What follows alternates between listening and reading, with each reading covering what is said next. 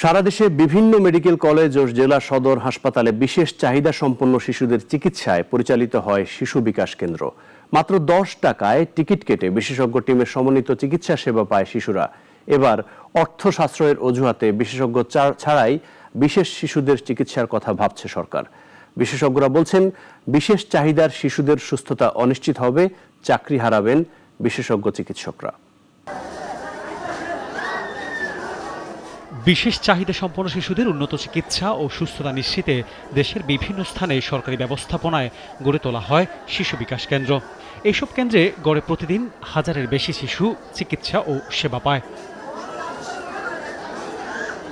2008 সালে স্বাস্থ্য, জনসংখ্যা ও পুষ্টি খাত কর্মসূচির আওতায় hospital service management operation plan এর অংশ হিসেবে শিশু বিকাশ কেন্দ্রগুলো প্রতিষ্ঠা পায়। 24টি মেডিকেল কলেজ, হাসপাতাল ও 11টি জেলা সদরে গত আগস্ট পর্যন্ত এসব কেন্দ্র থেকে প্রায় 2.5 লাখ বিশেষ চাহিদা সম্পন্ন শিশু চিকিৎসা পেয়েছে। এটা যদি বন্ধ হয়ে যায় তাহলে তো আমাদের মধ্যবিত্ত যারা আছে তারা সবাই ক্ষতিগ্রস্ত হবে। 10 টাকার টিকিট কেটে এই জায়গায় আসতে পারি, কিন্তু এই বিনিময়ে যদি অন্য জায়গায় এটা যদি বন্ধ হয়ে যায়, যদি অন্য জায়গায় যাই তাহলে তো আমরা এই টাকা পাবো না। 0 থেকে 16 বছর বয়সী autism, down syndrome, neuro developmental disorder সহ নানা জটিলতায় আক্রান্ত শিশুরা এসব কেন্দ্রে বিশেষজ্ঞ চিকিৎসকের তত্ত্বাবধানে বিনামূল্যে চিকিৎসা পায়। 10 টাকার টিকিট কেটে এই পেশেন্টটা কিন্তু আমাদের কাছ থেকে 3টা সার্ভিস একদিনে পেয়ে যাচ্ছে, যেটা প্রাইভেটে প্রতিটা সার্ভিসের জন্য আলাদা করে চার্জ করতে হয় এবং এটা অনেক ব্যয়বহুল।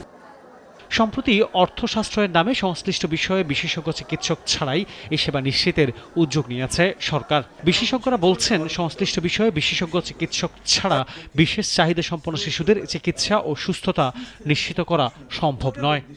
যে কোনো অজুহাতে বা কারণ দেখিয়ে এটি বন্ধ করা অথবা সাময়িক সময়ের জন্য বন্ধ রাখা সমস্ত অর্থে অগ্রহণযোগ্য এবং শিশুর বিকাশ বিরোধী, শিশু বিরোধী একটি পদক্ষেপ।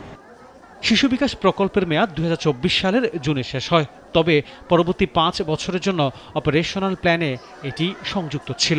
সরকার পরিবর্তনের পর অপারেশনাল প্ল্যান অনুমোদন না হওয়ায় এটি অনিশ্চয়তায় পড়ে। বন্ধ হয়ে যায় চিকিৎসক সহ স্বাস্থ্যকর্মীদের বেতন ও আনুষঙ্গিক সুযোগ সুবিধা। তবুও কেন্দ্রগুলো চিকিৎসক ও স্বাস্থ্যকর্মীরা চাকরি স্থায়ী হওয়ার আশায় 14 মাস ধরে বিনা বেতনে সেবা দিয়ে যাচ্ছেন। কোনো স্যালারি বেতন ভাতা দিয়ে আমরা কেউ পাইনি, মানে ইভেন ক্লিনাররাও, মানে ওরা তো একদমই হচ্ছে